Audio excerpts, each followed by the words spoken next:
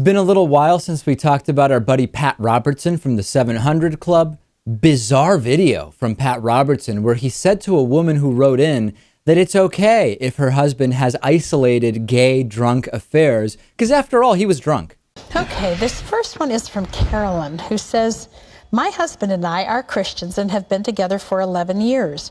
Recently, I found out he cheated on me with a male Christian friend in our church.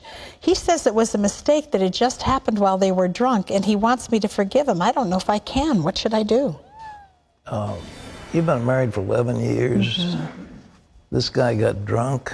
But with a male friend from church, that's kind of strange. Hey, drunk, he doesn't know what he's dealing with.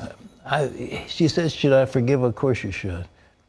If he were this way all the time, if he's a habitual drunk, if he's a habitual homosexual, is he a habitual philanderer and all the rest of it, then by all means, take a hike. But one time, 11 years, don't throw all that away. A habitual homosexual? In other words, if your husband is gay, you might not want to be with him. Is that what Pat Robertson is saying? What I find interesting about this is that the way he explains this makes it seem like being gay is a choice, because he says, what, your husband basically got drunk and decided to be gay for a night, but it's okay as long as he doesn't do it again, everything's fine. I wonder if drunk homosexuality is like drunk anti-Semitism in Pat Robertson's mind. Remember when Mel Gibson said he only came up with those super specific anti-Semitic tirades because of the alcohol. Otherwise, they never cross his mind.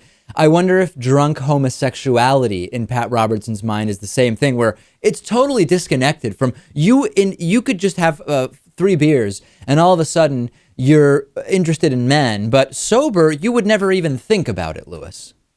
Yeah, he probably, it seems that getting drunk is some type of excuse in his mind. But well, I wonder what other transgressions in the mind of Pat Robertson's understanding of Christianity are kind of covered or excused if you're drunk when you do them.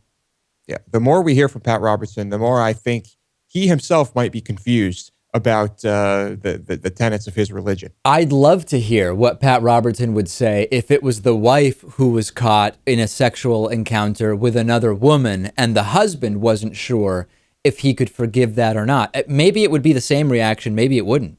Or that's when the cane comes out and there's a whooping.